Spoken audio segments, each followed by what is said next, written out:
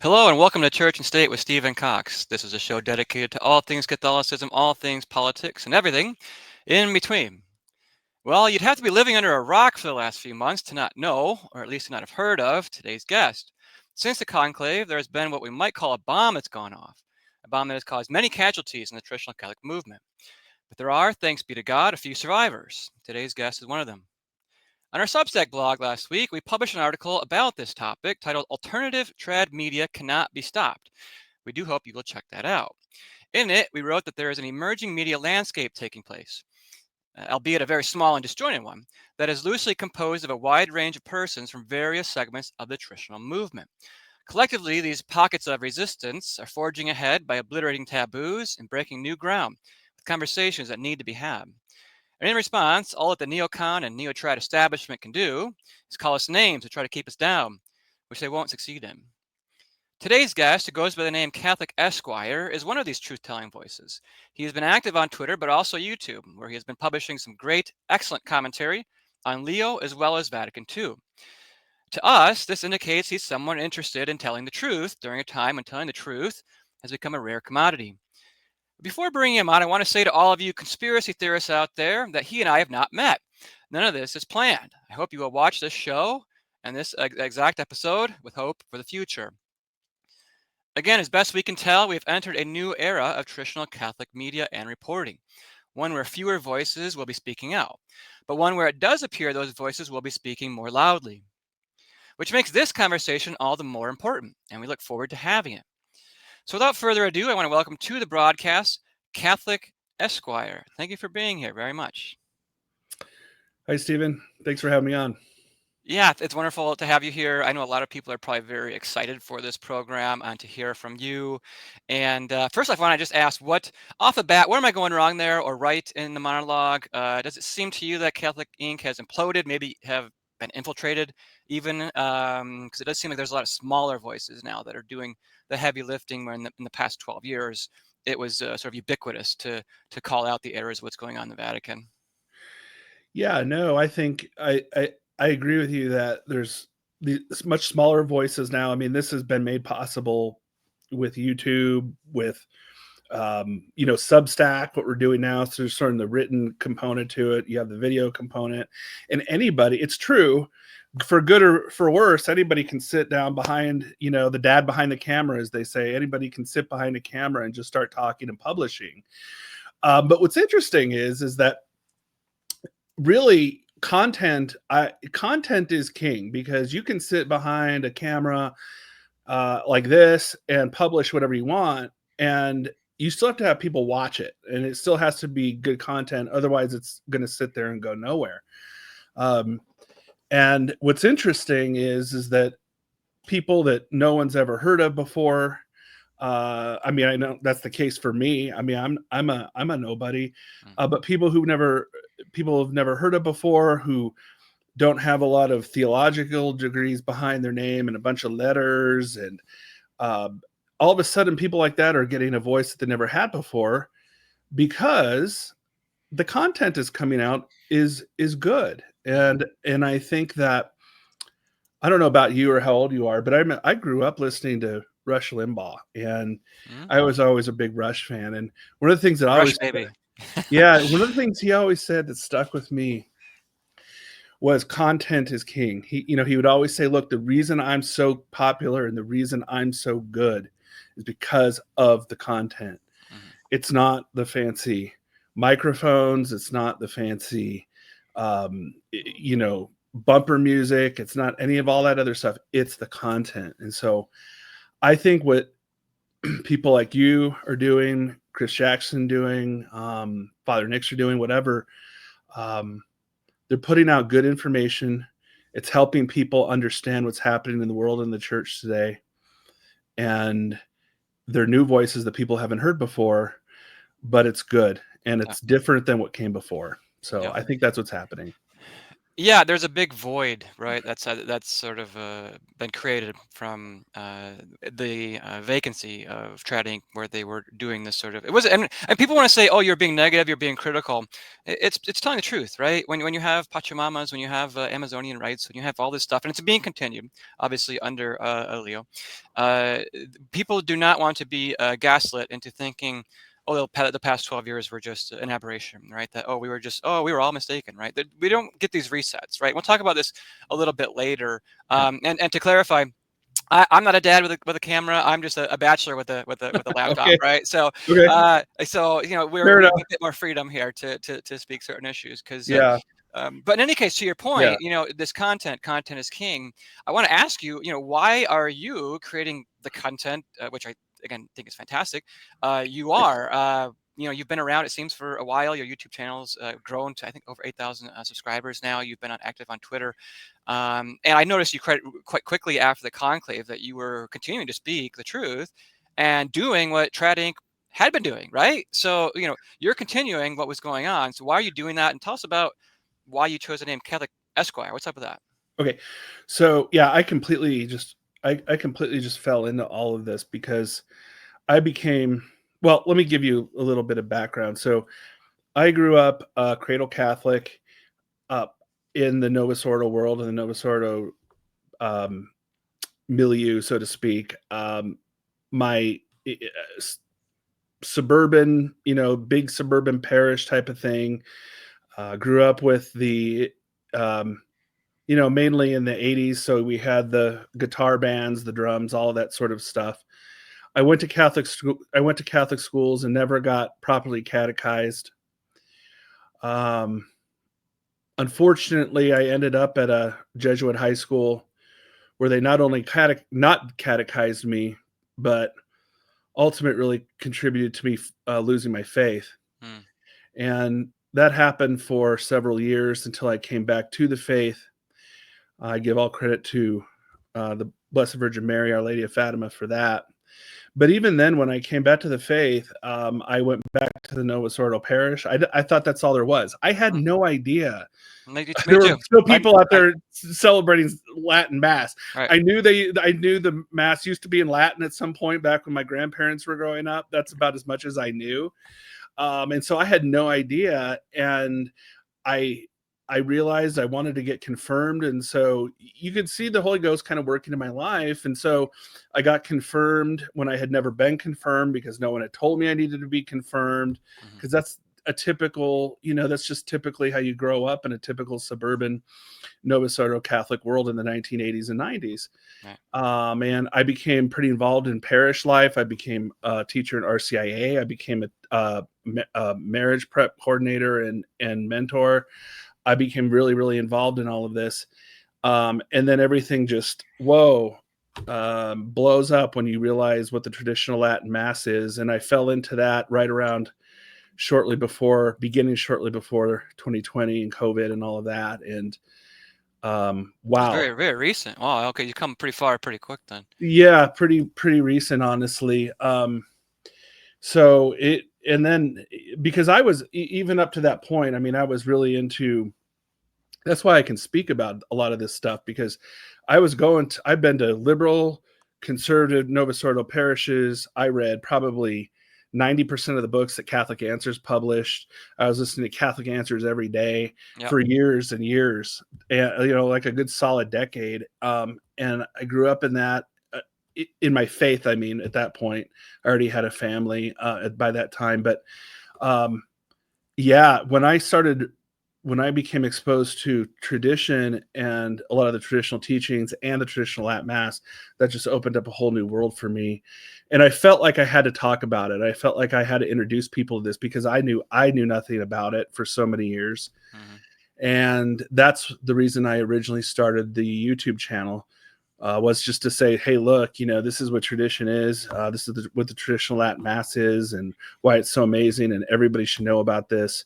And so that's how it started. And it just kind of grew from there.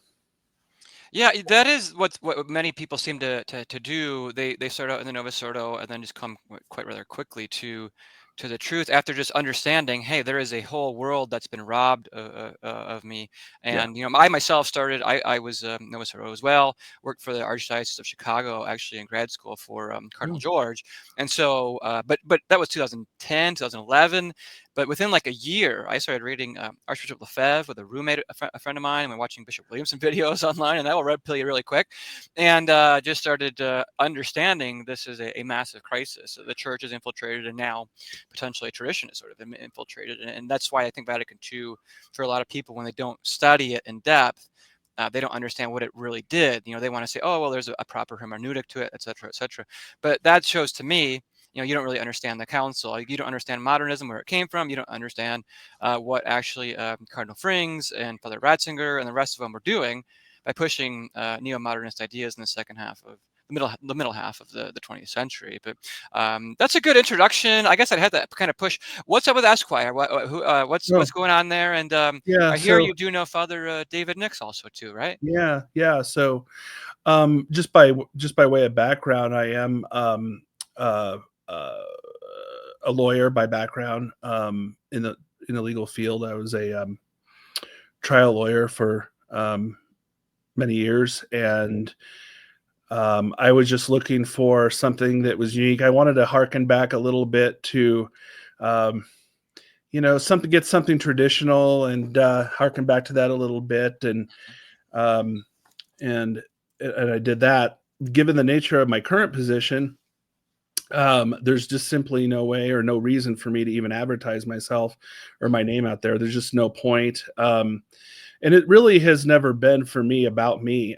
From day one, it's like I'm not here to make money off of this. I have a job. I mean, this is a hobby, Mm, and it's one I think is important, but it's still a hobby.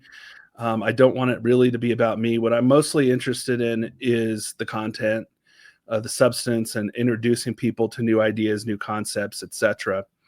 So I just find it's better that way.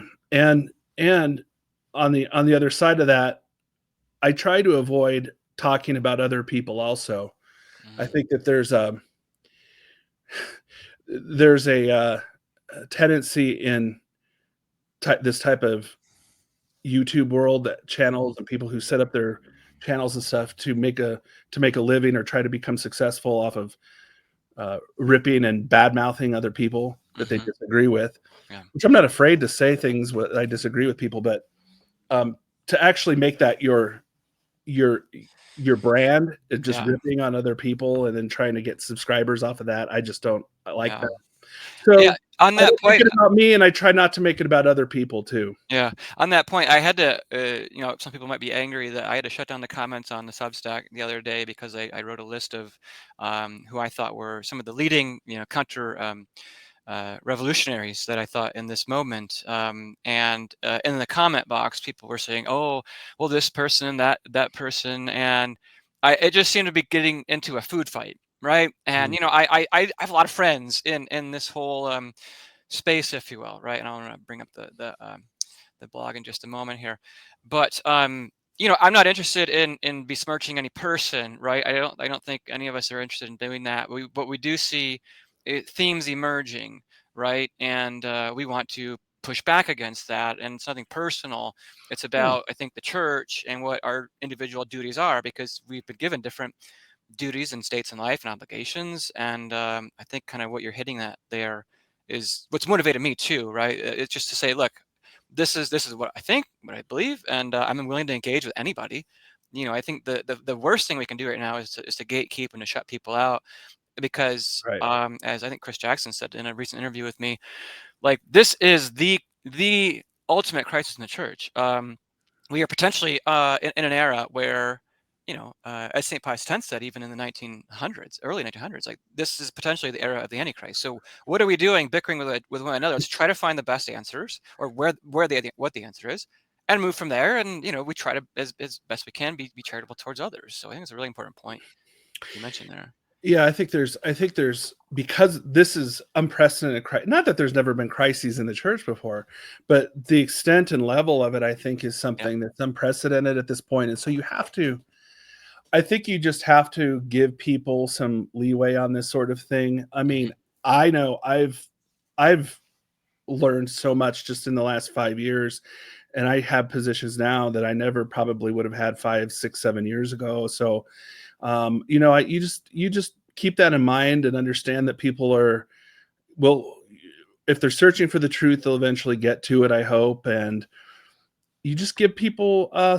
little flexibility on that. So, Hmm. and that, which is interesting because we can talk about this more if you want, but that was my whole argument with when we talk about sedevacantism is like, Sure. I'm not going to just say, oh, you're a sedevacantist and therefore I can't talk to you and you're stupid and don't know what you're talking about and you're a bad guy, whatever. Um, no, I mean, um, I think that there's definitely a gray area where different people with different ideas can fit into. And the reason it's a gray area is because this is totally unprecedented. This is a crisis. And Hmm. we just have to keep that in mind when we deal with other people. So Yeah, that's that. Let's talk about that then. We'll hit that up right now at the while we're here in the first half, yeah. because it does seem, what I'm seeing out there right now, especially in reaction to the life site fiasco, which I don't think we'll spend too much time on today. Um, but it seems that there's certain voices on Twitter. I know they've come after you, and try the effort is to brand. If Weston gets back in, it seems he might stay there. They want to brand the company as sedevacantist. I know I've had certain people coming after me on social media said, "You're a sedevacantist, just say it." So they want to excommunicate us in Mhm. this manner, right? And this Mhm. is sort of the shift that's happened in the last couple, just like weeks, right? So um, I'm on that point. I mean, I think what you just said there is the perfect Catholic response that, we are trying to get to the bottom of this crisis. And there's a lot of confusion, but there's a lot of legitimate theological positions in response to this crisis. And it seems to me sedevacantism is one of those. And so in the past, what LifeSite did when I was there, they actually had print debates with Matthew McCusker, SD Wright, Matt Gaspers chimed in with an article, Yeah. and then Dr. Edmund Mazza, who's also paving new ground on this road.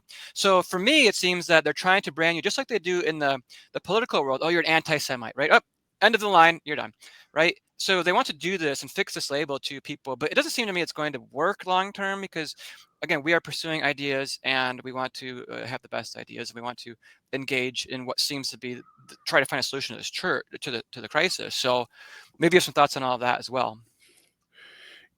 When you come across ideas that you think are wrong, I mean, it sharpens the knives, so to speak. I mean, I've read like McCusker you mentioned. I mean, I've read some of his stuff. It's really good. And I mean, it really forced me to dive into some of those issues and go places I otherwise probably wouldn't have gone because I needed to reconcile and try to understand certain things in the church. How is it that you can have someone who's in the hierarchy of the church that seems to have apostolic succession, at the same time not believe or teach the true doctrines of the faith? Mm. How is that possible? And that's really at the heart of the crisis in the church. That's what Archbishop Lefebvre always said. I mean, that's the heart of the crisis. um, we're you know Traditionalists, I think, like you and me, we're not Protestants because we believe in Holy Mother Church. We believe in the doctrines, we believe in the dogmas, we believe in the indefectibility of the church. Mm.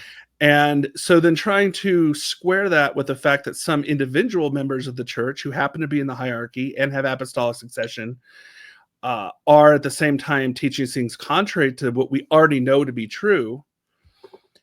We have to be able to reconcile that and understand it. And so there are different conclusions people can reach based on that. And I just don't think the sedevacantists have sufficiently proven their case yet. Is I heard this just today, and I don't remember exactly who said it, so I can't take credit for it. But they says, well, the sedevacantists are very good at explaining what's wrong with everybody else's position, but they're not very good at explaining sedevacantism. Mm. I just don't think they made their case yet, but I'm absolutely willing to, and I have read their stuff. And at the same time, I I I read and I listen to those who defend Vatican II. the ones who say absolutely the hermeneutic of continuity, Vatican II is just everything now is the same as it was before Vatican II, and if there's any difference, it's all because someone didn't interpret Vatican II wrong. I spent a lot of time reading those people and watching their videos, and you have to try to synthesize in your brain all of these things to understand where the truth is. And I think as Catholics, and actually in canon law it even says, we have a duty to search out the truth about the faith in the church. And so that's all I've been trying to do. That's all I'm trying to do. Yeah, we can't run away from debates at this point, or arguments. You know, it was unfortunate when I heard. I will say that Dr. Kwasniewski, we've been friends for a long time, and we've had lunches together multiple times. And but I think it was unfortunate when he said, I think on social media, like, I am not going to engage with sedevacantists. Well, okay, at least engage with sedevacantism, though, right? Like, these are we're trying to just debate the doctrines and the discussions. So I hope that the good professor will come back on that point. But in any case, one thing that is part of all this is Vatican II, right? And you've made this point on a recent podcast recently, and I'll get this up on the screen in just a moment. And before getting to that, I want to show what I thought was a very clever meme that you made. I thought it was very helpful because it sort of encapsulates the issue right now that's emerging in the traditional world, and why the differences are there. And so here's what it is here. So there is division brewing in the traditional Catholic world, you said. You would be a fool not to see it. And it's all based on one's view of Vatican II. This divide existed long before Francis, and it's rearing its ugly head again. Unless we deal with Vatican II, it's only going to get worse. And there's the meme there. I thought it's great. I'm going to include that on Meme Mondays. We have a newsletter that goes out here on Cox News, Meme Mondays, so that'll be top of the list, I think. So congratulations. Yeah, but explain what you're getting at there. What are you trying to say here? Okay. And I just did a recent video on this too, talking a little bit about this more. But basically the idea is that within the traditionalist movement, there is division. I think is becoming more obvious since the election of Leo. Now, before Leo, I think a lot of that division was there, but it was covered over primarily because Francis was so bad. I mean, I think everyone could agree that his actions, his attitudes, and the things he was attempting to teach were not Catholic, were not good. And so everybody was pretty much on the same boat with that. There wasn't really a whole lot of need to get into poking those little points of disagreement or controversy and division. But now, since Leo, there's been this notion that, well, everything's getting better now. We're so back. I think someone said that once on. A lot of people are saying that. It seems we're quirky. so back. To me.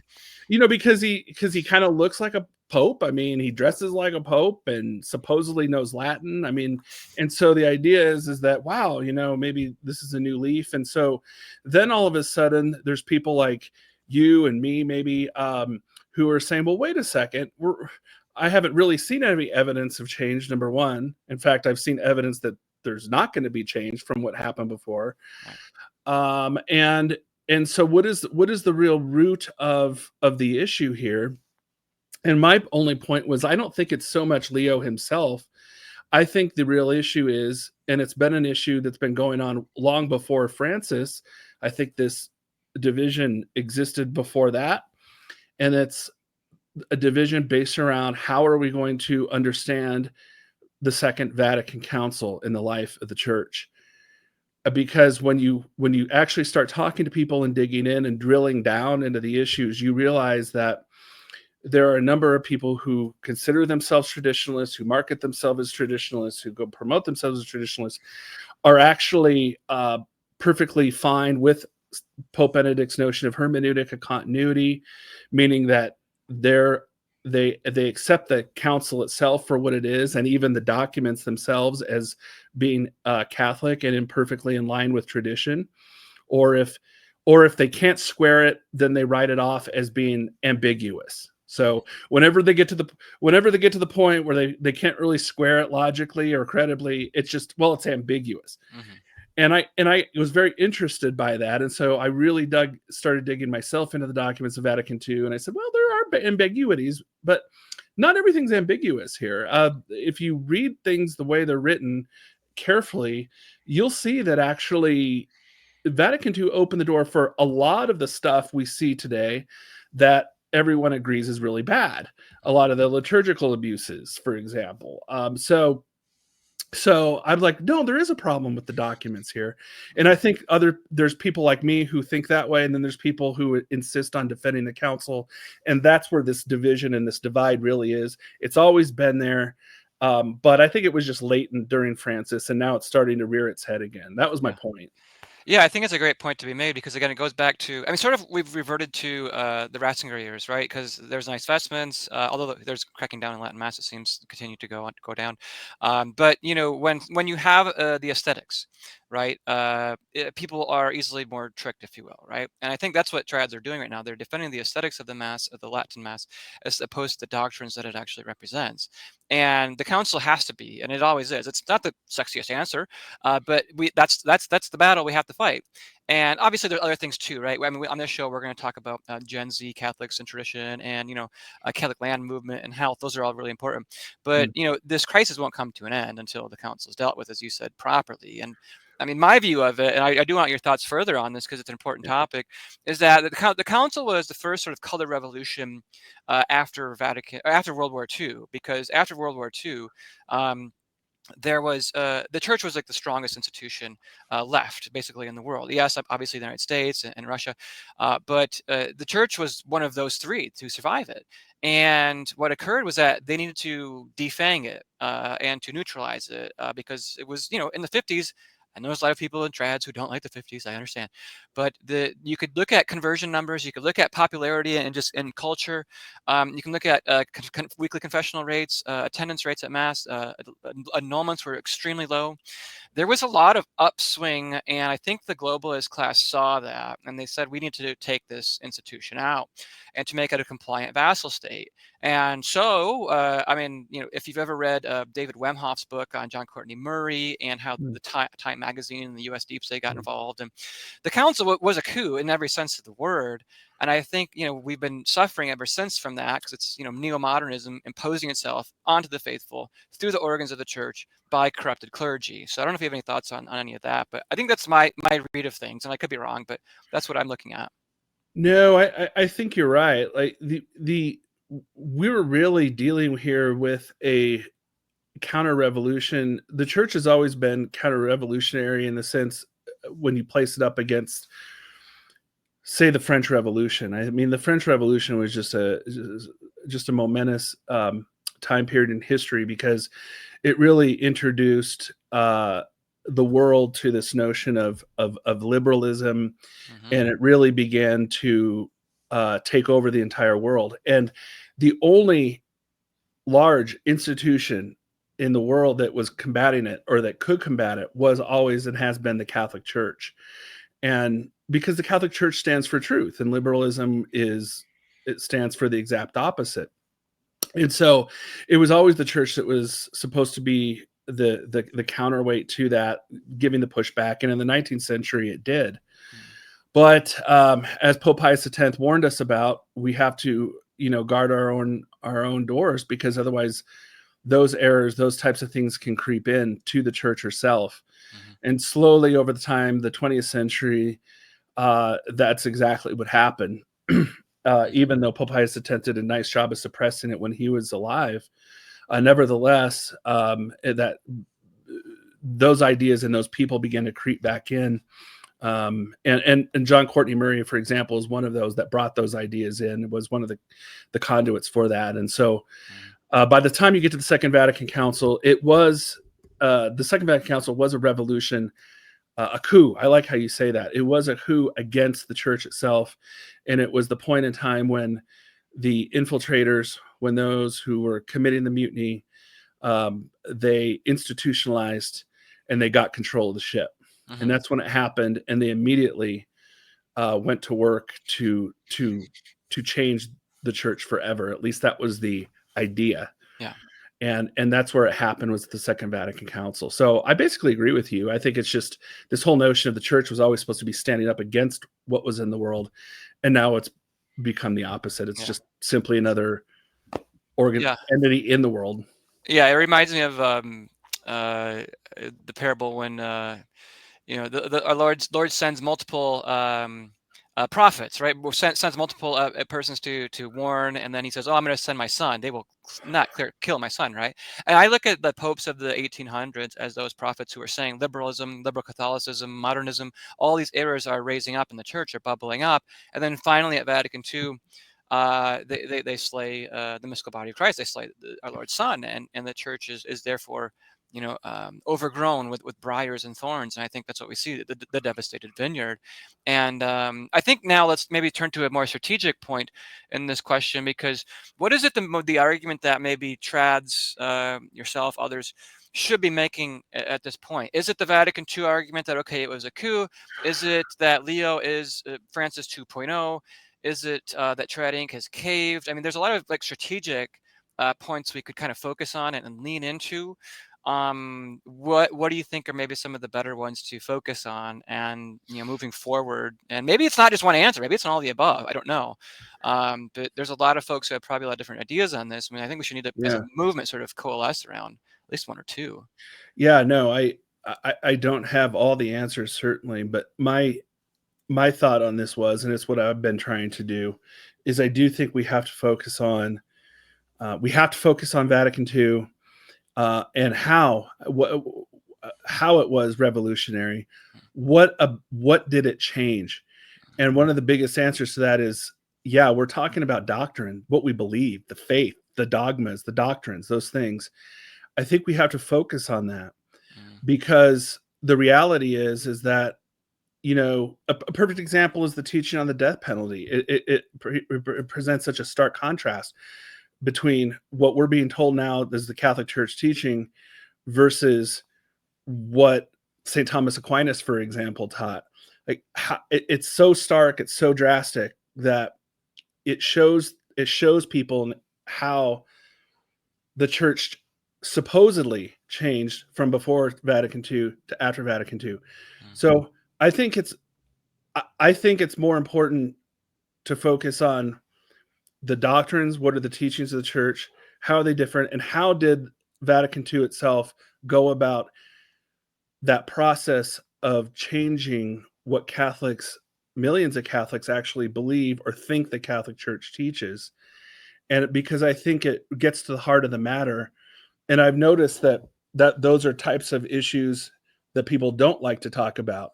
They want you to say, Leo's a heretic. Let's talk about Leo all the time. He's a heretic. He's such a heretic. I think that's what they want you to do. And I just don't see the benefit in it. Leo's going to do what Leo does, because of the concept. Not unlike Francis. But what I'm interested in is, why is he doing what he's doing? Yes. What are his ideas coming from? What are these ideas? What's the root of all of this?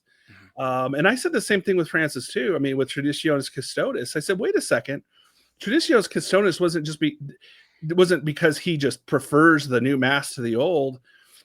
I don't think he cared 1 ounce about the rubrics of the mass, quite frankly. What Francis was worried about was advancing the Vatican II agenda, the complete change of the church in the big picture. And this traditional movement was a thorn in his side because it was making that more difficult. And so what do you do to kind of put the traditionalists in a hole? You get rid of the place where they congregate, the traditional Latin Mass. And I think that was part of the strategy there. But the goal was always the advancement of more of the man-centered, focused agenda of Vatican II. So that's what my thought on is like, you got to focus on what the teaching, what the ideas are, and what they're saying. Same thing with synodality, all of that, because that's what ultimately matters. And you can really get distracted by arguing over, is Leo a heretic? Was the conclave, legally correct under UDG? And let's argue about that forever. I think it just takes people off the eye off the ball a little bit, and we're not advancing the agenda. So that's my thought on that. But Yeah, it's interesting. I think it's a wise point to be made because what sort of seems to me, there's a sort of parallel, and I saw this on an interview with Dr. Deepsay the other Mm. week, and who's also growing. I think it's part of this movement, if you will, truth teller. And what happens in politics, right? You can make a lot of money in politics by just calling out women's sports, men and women's sports, by calling out transgender surgeries, by just blasting the lowest hanging fruit political issue. You can make a lot of money off that. But really, what is the issue? That's missing the actual reason why do we have young girls playing sports in general, right? Shouldn't they be like doing modest things and like feminine things in the first place? So and in a parallel sense, in the Catholic sort of media world, the hot takes, the reaction videos, the latest thing that some boomer priest did. Well, yeah, those boomer priests are always going to do that because they're the council basically says in many ways, like indirect and vague ways, that if the council or if the mass needs to accommodate to cultural norms, then yeah, whatever. So in my mind, while calling out some of those things are okay, it is, as you said, missing the larger picture, missing the real reason as to why they're happening. And until like trads as a whole, and maybe it won't ever happen. I just think it's part of the crisis. The shepherd is struck, the sheep will scatter. There can't be a uniting of the clans because these are really important doctrinal issues that people aren't going to want to deal with, and when in fact we need to. And until we have like literally a pope with his head screwed on straight, then we're not going to have unity in the church. And to be clear, I don't want to sound like I'm poo-pooing the importance of the papacy or who the pope is or anything like that. I'm not.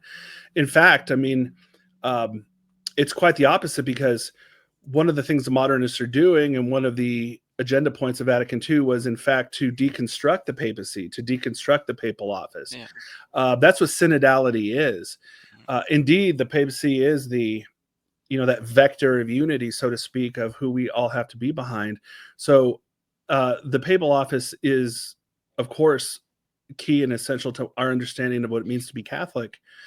But at the same time, you can get off into the weeds and lose the forest for the trees, basically, when you're talking about strategy and you're talking about how trying to help people understand what the crisis in the church is about. And that's really what I was trying to say there. So Yeah. um Very good. No, I think yeah. it's great. Well, let's close maybe then. Last thoughts here on Leo so far. I know you've been doing multiple videos on him. I mean, the continuity, it seems to me, as well as Archbishop Vigano, who said in an exclusive interview at Cox News that there's obvious continuity going on here. The synodal lobby wants and expects Yeah. a lot from Leo. So your thoughts on everything so far? My whole thought is that when Leo was elected, he came out onto the loggia and said, I thank Pope Francis for everything he's done, and we're going to continue. I'm paraphrasing, obviously. We're going to continue with the synodal path. And he basically said his first speech after the election was he was going to continue the Bergoglian agenda, particularly with synodality. Mhm. And so I said, okay, well, now we know where he's going. And then the next day, everybody says, "Oh, this is amazing. We're heading in a new direction. He's a new man." I'm saying, did anybody just listen to what he said the day before? He just said he's not a new man. But you're We're going forgetting to continue the new agenda he with the might have a agenda. different understanding, a definition of synodality, right? That's Oh, the argument they make back. right, right. It's just going to come out of nowhere, and he's just going to use that word, Yeah, and the same one we had been subjected to the last 4 years every yeah, single day. yeah. We'll just use that word and pretend it means something else. No, it's just common sense. I mean, all the evidence, and we're seeing it now with the appointments and Mm, everything else, that clearly he's a Bergoglian, and that's his thought process, and that's going to continue forward. Um, and so we just have to acknowledge reality, and that's all I'm trying to say is let's just acknowledge reality. Um, it doesn't help anyone to have false piety and create a false sense of joy or something. You can have joy in your life, you can have faith in your life, without being a Pollyanna when it comes to church Mhm. politics. Mhm. You just you have to be smart about Mhm. and clever because and I have a background in a lot of politics too, and so I know how these things operate. And I can just see it in front of me happening. I'm like, yeah, they're buffaloing all these people, and it's so easy to see through. But I understand not everybody can see through it, so I'm Yeah. hoping I can help people see through it. And I know you're trying to do the same thing. That's the best we can do. Yeah. You absolutely have been, and again, I'm putting up on the screen here your YouTube channel, and it's great watching it. You're a very unique and appreciated voice in these Mm, times, especially thanks. your history on philosophy here. You're getting into nominalism. I really appreciate those videos.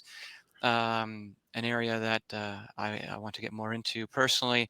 And you've covered some of the stuff here involving myself and raising the alarms on all of that. So, where else can we find you? And what will you be doing in the future? Do you think continue to do and enter this space? It's good to have people who aren't sort of doing this for a living. It gives you a bit more freedom, I Yeah. think. Yeah, it's hard. I mean, in one sense, it does give you more freedom. In another sense, it's hard because you have to find time to do all these things, and I'm learning that is really hard. You mentioned the Vatican II series, Real History of Vatican II, and that's yeah, I'm doing a deep dive into the philosophy and all that to try to get people to understand where all of this is coming from. Where did Vatican II come from? You know, Right. what are these people thinking? What are the ideas there? You have to get back into that philosophy, which can be un, not pleasant sometimes. So I try to make it enjoyable and easy to understand, so you understand where Vatican II came from. Otherwise, yeah, you can catch me on YouTube. You can catch me on X. At Esquire Catholic is my handle. My website, CatholicEsquire.org. I'm not doing as much writing anymore, only because I don't have the time. Hmm. I wish I could do more writing, and I haven't been able to, but I do publish the videos there, and a few occasions I will publish some things. I'm also focusing a lot on this issue of theology of the body, which I'm Yes. realizing is Very important. what a disaster that is, Very important. and that's a perfect example of how these modernist ideas have infiltrated the modern Catholic Church and are really affecting the lives of people and their families and marriages and everything else. So we have to talk about that and how that's so different from the way the Catholic Church actually teaches. So those are my areas of focus, and that's where you can find me. Excellent. And we, yes, absolutely. I've really enjoyed the theology of the body stuff because that's something that we need to deal with more honestly and expose. And you're doing a great job. So please keep it up Thanks. and do stay in touch. It's been a pleasure to have you here. And any parting thoughts from you? No, I just thank you for your new venture here again, and uh, I wish you the best, and I'll pray for your success. And I know you've been through a lot lately, the last few weeks, and so that is very hard. I've been there, and I wish you the best, and I'll continue to pray for you and the success of your channel. I really appreciate that. Thank you. And I know our viewers are appreciating you coming on, and we pray that you'll keep doing what you're doing too. So Thanks. thank you. And thank you, everybody, for tuning in today. It's been another episode of Church and State with Stephen Kokx. Thank you, and God bless.